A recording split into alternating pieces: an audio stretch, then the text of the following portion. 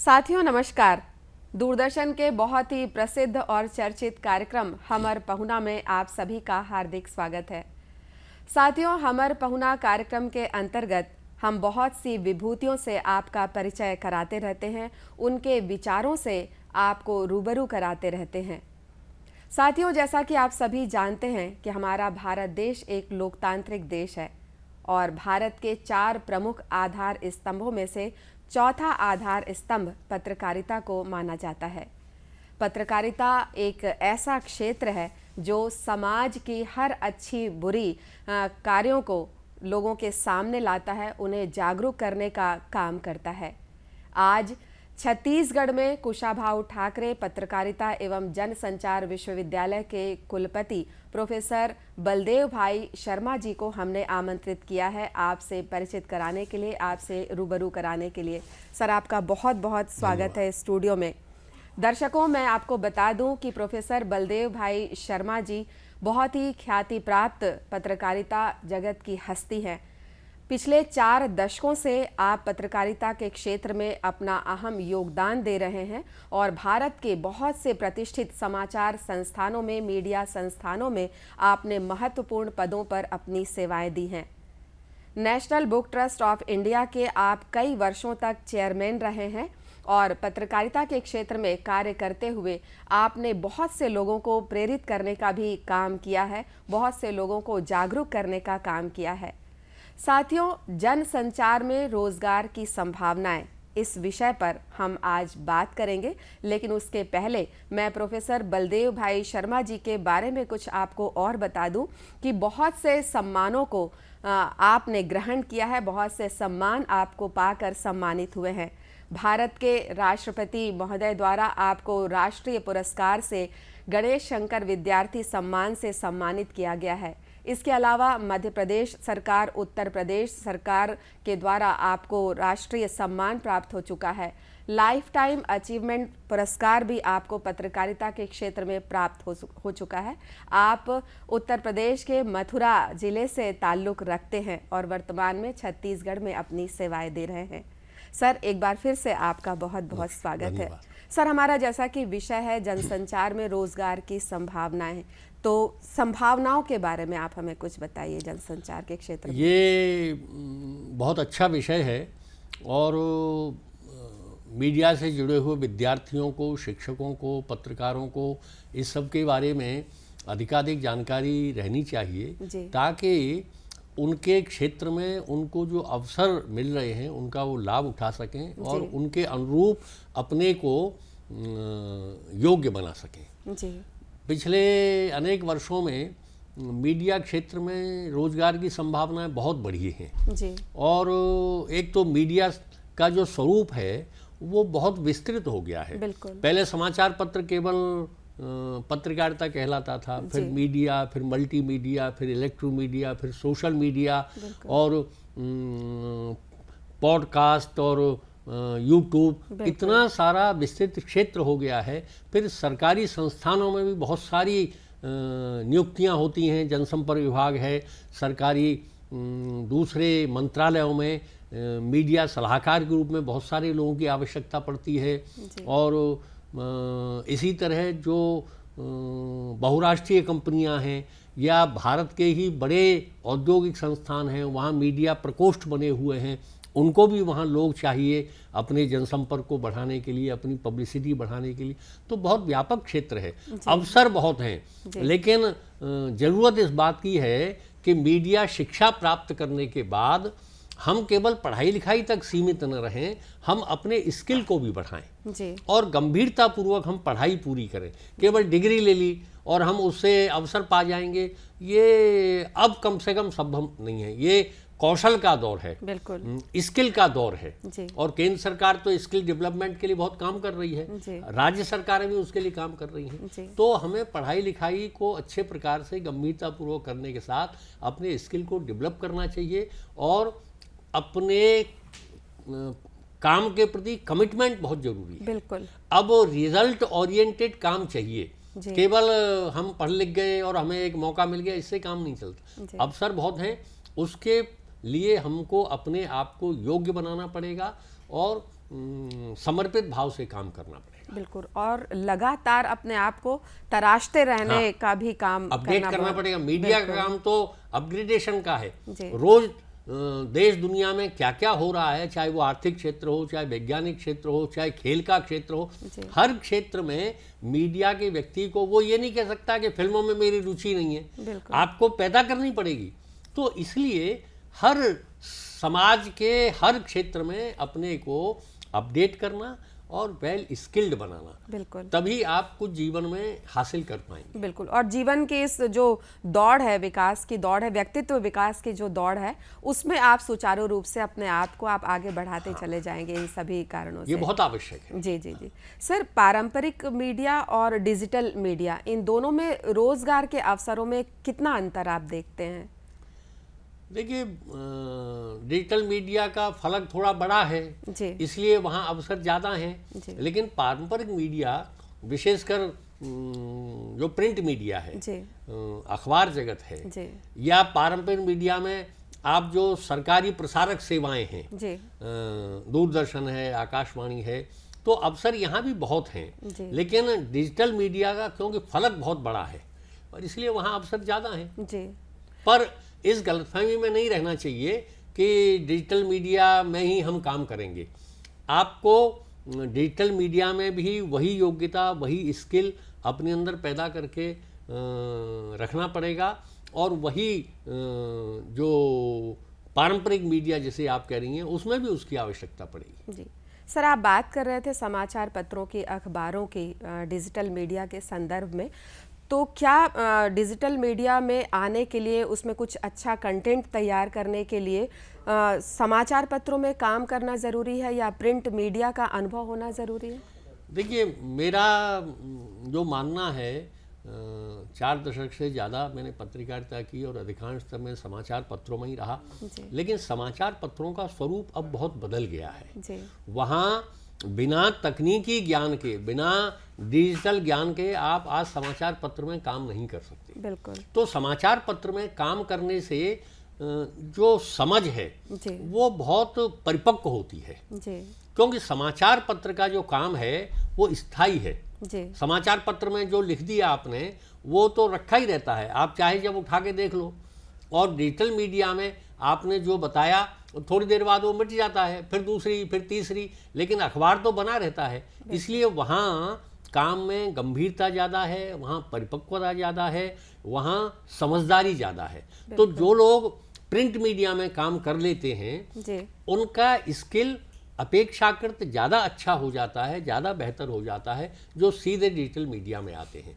Digital media में well skilled लोग हैं, पर उसकी जो जिसे कहते हैं ना जमीन तैयार होना, अच्छी नींव पड़ना, वो पारंपरिक मीडिया के माध्यम से वो अच्छी जमीन तैयार हो जाती है और एक अच्छी नींव पड़ जाती है, फिर उस पर छलांग लगाने की गुंजाइश अच्छी बनती है। एक गहराई की जब हम बात करते हैं तो आपके अंदर एक गहराई भी पैदा होती है किसी भी विषय पर आगे बढ़ने के लिए, काम करने के लिए। सर, आजकल के समय में हम देख रहे हैं कि पॉडकास्टिंग है, कंटेंट क्रिएटिंग का दौर है, ब्लॉगिंग का दौर है, तो इसमें रोजगार की कितनी संभावनाएं हैं और आप दूसरे जो मीडिया के क्षेत्र हैं उसमें आप कितना अंतर महसूस करते हैं इसके बनिस्बत? देखिए, जैसा कि हर क्षेत्र में, जीवन के हर क्षेत्र में बदलाव आ रहे हैं, ऐसी मीडिया में बदलाव है, उसकी तुलना नहीं की जा सकती किसमें ज़्यादा है किसमें कम है, लेकिन जो बदलाव है उस बदलाव को हमें अपने आप में ग्रहण करना पड़ेगा और उसके अनुरूप अपने को तैयार करना पड़ेगा। अब मैंने जब पत्रकारिता शुरू की तो बहुत पारंपरिक दौर था, हैंड कंपोजिंग का दौर था, कोई टेक्नोलॉजी नहीं थी और प्रूफ पढ़ना और हाथ काले हो जाते थे। लेकिन धीरे धीरे वहाँ कंप्यूटर आया, हमने कंप्यूटर सीखा, पेज मेकिंग सीखी कंप्यूटर में। हम ये नहीं कह सकते कि अरे हमारे बस का नहीं है, बस का नहीं है तो बाहर जाओ। बिल्कुल। उस दौड़ में अगर रहना है तो हमको अपने आप को हर बदलाव के अनुरूप योग्यता निर्माण करनी पड़ेगी, उतना परिश्रम करना पड़ेगा। आज तो जो रिपोर्टर है उसी को रिपोर्ट फाइल करनी पड़ती है, उसी को उसकी एडिटिंग करनी पड़ती है, पेज मेकिंग करनी पड़ती है, सब कुछ एक व्यक्ति को ही करना पड़ता है। इन बदलावों को हमें स्वीकार करना पड़ेगा। और जो नए बदलाव हो रहे हैं, जैसे पॉडकास्ट, एक नया मीडिया वर्जन ही आ गया है, बड़ा लोकप्रिय हो रहा है, तो उसको भी हमें, अभी जैसे हमने अपने विश्वविद्यालय में अभी 2 दिन पहले ही एक सेमिनार रखा था विद्यार्थियों के लिए, टॉक एट पॉडकास्ट। तो 2 विशेषज्ञों को हमने बुलाया था, एक यहीं रायपुर से बड़ी विदुषी महिलाएं इस क्षेत्र में बहुत काम कर रही हैं वो, और एक अमरकंटक सेंट्रल यूनिवर्सिटी से। तो विद्यार्थियों का हमने वर्कशॉप कराया उसके लिए। तो हमें पॉडकास्ट है, ब्लॉगिंग है, ये सब करना पड़ेगा, सीखना पड़ेगा। इनमें निरंतर अवसर बढ़ रहे हैं, पर शर्त वही है कि कंटेंट डेवलप करते समय हमें जो पत्रकारीय एक समझ है, पत्रकारीय जो कौशल है, और दूसरी चीज जो पत्रकारीय ईमानदारी है, चाहे वो भाषा के लेकर हो, चाहे तथ्य और सत्य को लेकर हो, उसमें जरा भी गफलत नहीं।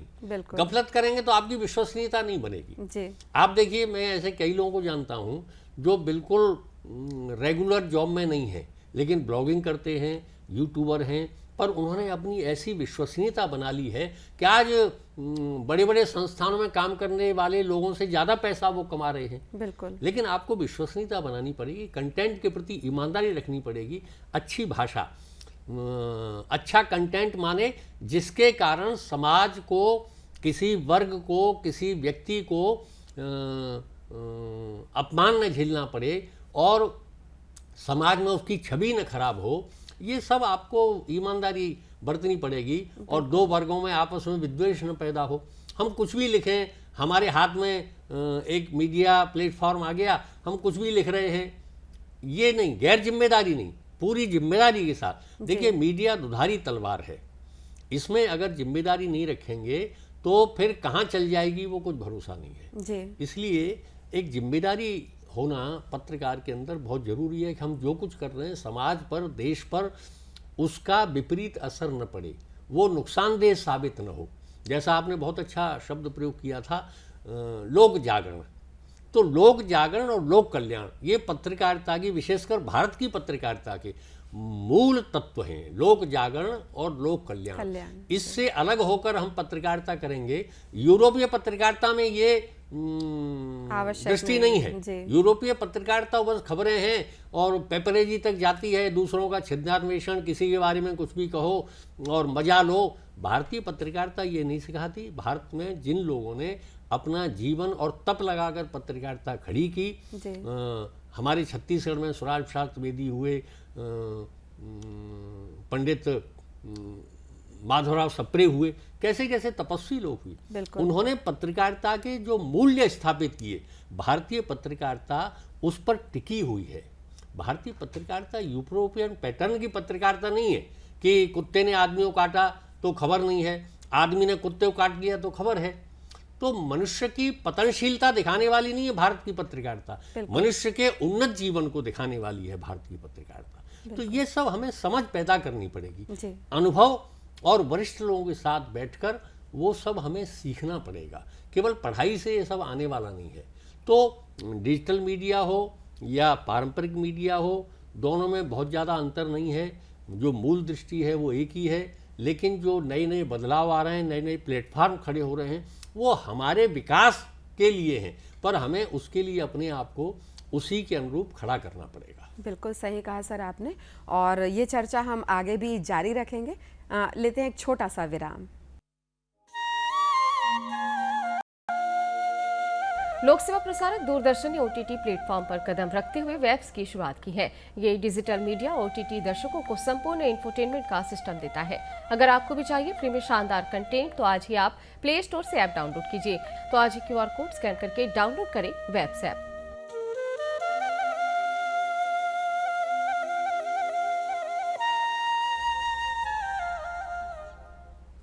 साथियों, ब्रेक के बाद एक बार फिर हम हाजिर हैं। हम बात कर रहे थे कुशाभाऊ ठाकरे पत्रकारिता विश्वविद्यालय के कुलपति प्रोफेसर बलदेव भाई शर्मा जी से।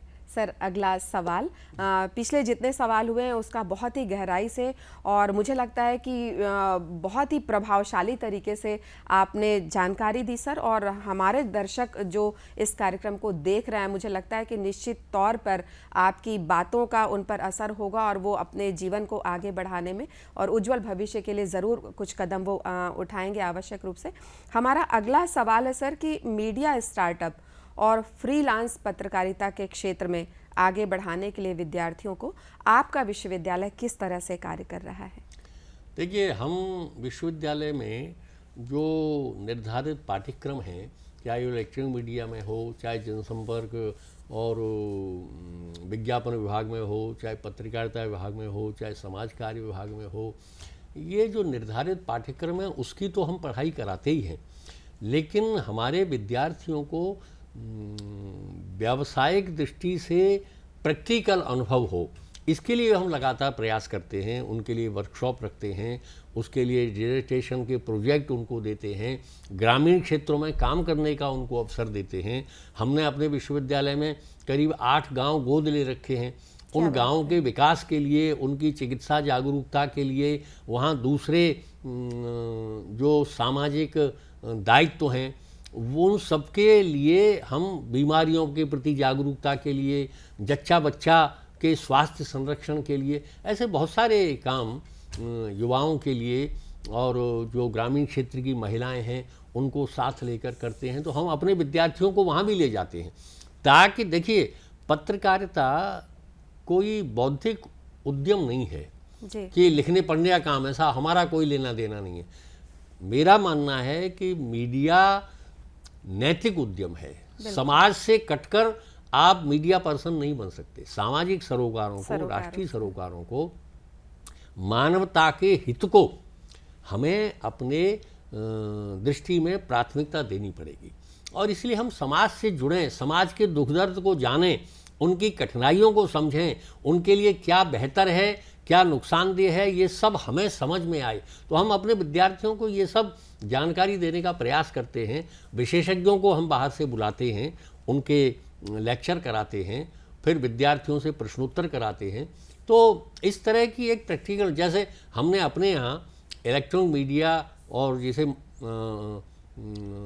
आजकल न्यू मीडिया बोलते हैं, उसके लिए बहुत अच्छी व्यवस्था है। हमारे यहाँ एक बहुत अच्छा स्टूडियो है जी, न्यू स्टूडियो, और सारी सुविधाएं वहाँ हैं। तो विद्यार्थियों को उसके संचालन का पूरा ज्ञान हम देते हैं। कम्युनिटी रेडियो भी, कम्युनिटी रेडियो हमारे यहाँ है जो रायपुर के करीब 15 किलोमीटर रेडियस में काम करता है, और करीब 4-5 घंटे हम उसका संचालन करते हैं। हम उसमें छत्तीसगढ़ी भाषा में भी कार्यक्रम प्रतिदिन प्रस्तुत करते हैं। और विद्यार्थी हमारा, क्योंकि हमारे छत्तीसगढ़ राज्य की भाषा है छत्तीसगढ़ी, तो हमारी अपनी भाषा में भी पत्रकार वेल स्किल्ड बने। तो हमने अपने यहाँ MA इन छत्तीसगढ़ी ये शुरू किया। और शुरू में हमको थोड़ी दिक्कत आई कि कई लोगों ने कहा कि पत्रकारिता विश्वविद्यालय में भाषा में MA का क्या मतलब है। हमने कहा भाषा तो पत्रकारिता का आधार है। हमारा विद्यार्थी विशेषकर छत्तीसगढ़ में, जहाँ सुदूर क्षेत्रों में जो जनजीवन है वो तो संवाद छत्तीसगढ़ी में ही करता है। अगर पत्रकार को छत्तीसगढ़ी भाषा नहीं आएगी तो वो फिर उनके संवाद को कैसे समझेगा।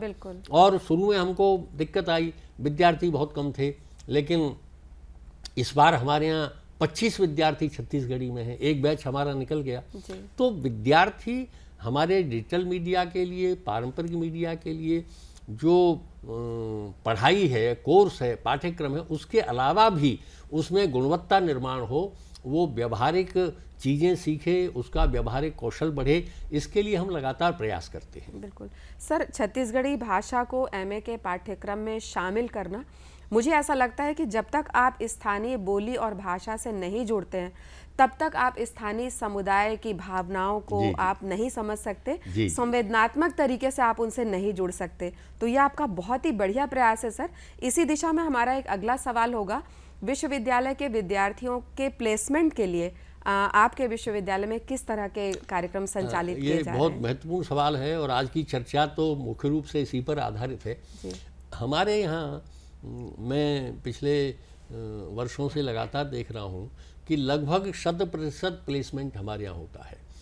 और रायपुर का कोई भी ऐसा मीडिया संस्थान नहीं है जहाँ बड़ी संख्या में कुशाभाऊ ठाकरे के विद्यार्थी कार्यरत न हों। ऐसे ही जो सरकारी संस्थान है, जनसंपर्क विभाग है, हमारे बहुत सारे विद्यार्थी वहाँ हैं। दिल्ली के कई संस्थानों में हमारे विद्यार्थी हैं और विद्यार्थी सब प्रकार से वेल स्किल्ड बने और अकादमिक क्षेत्र में भी वो आगे बढ़ें। मुझे आपको बताते हुए प्रसन्नता है कि पिछले 4 सालों में 10-11 विद्यार्थी हमारे नेट क्लियर कर चुके हैं। क्या बात है। ताकि वो अकादमिक क्षेत्र, हम इसमें भी लगातार प्रयास करते हैं कि हमारा विद्यार्थी केवल पत्रकारिता या मीडिया संस्थान में काम करने के लिए ही योग्य न बने, बल्कि वो मीडिया एजुकेशन में अकादमिक रूप से भी योग्य बने, वो भी अवसर उसके सामने खुलें। तो ये हमारी बड़ी उपलब्धि है कि हमारे विद्यार्थी नेट क्लियर कर चुके हैं। तो इस दृष्टि से मीडिया प्लेसमेंट के लिए लगातार हम जो बड़े संस्थान हैं उनके संपर्क में रहते हैं और वो हमारे यहाँ आकर प्लेसमेंट जिसे कहते हैं शिविर लगाते हैं और फिर उनमें विद्यार्थियों का चयन करते हैं, विद्यार्थियों की परीक्षा करते हैं, उनको जो योग्य हैं उनको फिर चयनित करते हैं, कुछ को वो उस इंटर्न के लिए रखते हैं। तो ऐसे लगातार हमारे यहाँ प्लेसमेंट कैंप चलते हैं और उनके द्वारा विद्यार्थियों को अवसर मिलता रहता है। सर, इसी से जुड़ा हुआ एक सवाल है मेरा कि इंटर्नशिप के लिए क्या किसी संस्थान से टाई अप है कुशाभाऊ ठाकरे विश्वविद्यालय? हमने कई संस्थानों के साथ जो MOU होता है वो कर रखा है। राज्य योजना आयोग है, हमारा कृषि विश्वविद्यालय है, रविशंकर विश्वविद्यालय, सब विश्वविद्यालयों की संस्थानों की अपनी अलग कैटेगरी है, तो वहाँ का अनुभव उनको मिले, उनके सबके साथ हमने MOU कर रखा है। और दूसरे भी ऐसे संस्थानों के साथ हम लगातार संपर्क में रहते हैं और राज्य शासन भी इसके लिए, हमारा उच्च शिक्षा विभाग भी इसके लिए काफ़ी प्रयास करता रहता है। सभी विश्वविद्यालयों के विद्यार्थियों के लिए हम उससे भी लगातार जुड़े रहते हैं। जो नई नई योजनाएं हमारा उच्च शिक्षा विभाग सबको सूचित करता है, हम प्रयास करते हैं उनके साथ भी हम अपने विद्यार्थियों को जोड़ें। तो उस दृष्टि से हमारे यहाँ जो प्लेसमेंट सेल है वो लगातार सक्रिय रहती है। सर, नई शिक्षा नीति लागू होने के बाद जनसंचार के क्षेत्र में, पत्रकारिता के क्षेत्र में विद्यार्थियों के लिए आप कैसा बदलाव आप महसूस करते हैं कि किस तरह का बदलाव आएगा? आपके विचार जानना चाहिए। जो राष्ट्रीय शिक्षा नीति 2020 है उसमें बहुत सारे ऐसे प्रावधान हैं जो विद्यार्थियों के जीवन को सब प्रकार से एक पूर्ण व्यक्तित्व के रूप में विकसित करें। हालांकि उसमें मीडिया एजुकेशन को लेकर सीधी सीधी कोई बात नहीं कही है, लेकिन उसमें एक बहुत महत्वपूर्ण बात कही है संवाद की, और संवाद तो बिना मीडिया के नहीं हो सकता है। बिल्कुल। और हमने हमारे छत्तीसगढ़ राज्य में राष्ट्रीय शिक्षा नीति 2020 लागू हो चुकी है, लेकिन हमने उससे पहले ही इसकी तैयारियां कर ली थी। जब ये राष्ट्रीय शिक्षा नीति 2020 आई तब हमने तैयारी करनी और हमने उसके तहत 4 नए डिपार्टमेंट खोले, जिसमें मैंने आपको बताया कि हमने छत्तीसगढ़ी में और MA हिंदी, अनुप्रयोग मूलक हिंदी, अनुवाद, ये सब, ये रोजगार परक, और जो राष्ट्रीय शिक्षा नीति में जैसे मातृभाषा में शिक्षा, इसके लिए ये हमने किया। ऐसे ही 3 विभाग और हमने खोले ताकि राष्ट्रीय शिक्षा नीति के प्रावधानों के अनुरूप हम अपने विश्वविद्यालय की शिक्षा प्रणाली को व्यवस्थित कर सकें। 14 नए विभाग हमने खोले, जिसमें टूरिज्म है, विद्यार्थियों को टूरिज्म का अनुभव होना चाहिए, ग्रामीण पत्रकारिता है, ऐसे बहुत सारे हमने हमारे यहाँ। आपको आश्चर्य होगा, कई लोग मुझे पूछते भी हैं कि इसमें MBA की क्या ज़रूरत है, प्रबंधन की पढ़ाई का पत्रकारिता में क्या मतलब है। लेकिन MBA इन हॉस्पिटल, ये हमारे यहाँ इतना लोकप्रिय कोर्स है कि उसके लिए इतनी मांग रहती है बड़े बड़े हॉस्पिटल्स की कि आपके यहाँ ये कोर्स किए हुए विद्यार्थी अच्छे हों तो हमको तुरंत बताइए। हॉस्पिटल्स में जनसंपर्क के लिए आज विद्यार्थियों की बहुत आवश्यकता है, योग्य लोगों की बहुत आवश्यकता है। अस्पतालों का कार्यक्षेत्र बहुत बढ़ गया है। ये सब बहुत सर, सारी हमर चीज़ें हैं। पहुना के अंतर्गत रविंद्रनाथ टैगोर जी के आपके द्वारा दिए गए इस कोट के माध्यम से आज की बातचीत को हम यहीं विराम देते हैं। सर, समय हमें इजाज़त नहीं दे रहा है और आगे बढ़ने के लिए हमारी बाध्यता है। लेकिन सर, आपका जो 4 दशकों का जो अनुभव है और आपका जो व्यावहारिक ज्ञान है, उसका लाभ अगले किसी कार्यक्रम में हम ज़रूर लेना चाहेंगे और अपने दर्शकों को भी हम लाभान्वित करना चाहेंगे। आपने हमें समय दिया सर, और आपने इतनी सार्थक बातें आपने हमारे दर्शकों को बताई, विद्यार्थियों को बताई, जनसंचार और पत्रकारिता से जुड़े हुए लोगों के लिए आपने इतनी महत्वपूर्ण जानकारियाँ दी, उसके लिए आपका बहुत और मैं भी बहुत आभारी हूँ कि कुशाभाऊ ठाकरे पत्रकारिता और जनसंचार विश्वविद्यालय पूरे छत्तीसगढ़ की एक शान है। बिल्कुल और इसके बारे में आपके चैनल के माध्यम से लोगों को जानकारी मिले और ज़्यादा से ज़्यादा हमारे छत्तीसगढ़ के नौजवान इस क्षेत्र में आएँ, इससे लाभान्वित हों, उन सबके उज्जवल भविष्य की मेरी कामना और आपका बहुत बहुत आभार। धन्यवाद सर। साथियों, दूरदर्शन, जैसा कि सर ने कहा कि हम अपने चैनल के माध्यम से इसी तरह के ज्वलंत सवालों को, विषयों को हम उठाते रहें, तो दूरदर्शन हमेशा से ही एक महत्वपूर्ण विषयों को, समाज को लाभान्वित करने के लिए उठाता रहा है। और आज उसी कड़ी में जनसंचार में रोजगार की संभावनाएं विषय पर हमने प्रोफेसर बलदेव भाई शर्मा जी से बातचीत की और बस इतना ही आपके सामने आज हम प्रस्तुत कर पाए। और हमें पूरा विश्वास है कि बहुत सी महत्वपूर्ण जानकारियां आपको प्राप्त हुई हैं कुलपति महोदय के माध्यम से, और ये आपके आगे आने वाले उज्जवल भविष्य के लिए बहुत ही कारगर साबित होगी। इसी विश्वास के साथ हम आपसे विदा लेते हैं। नमस्कार।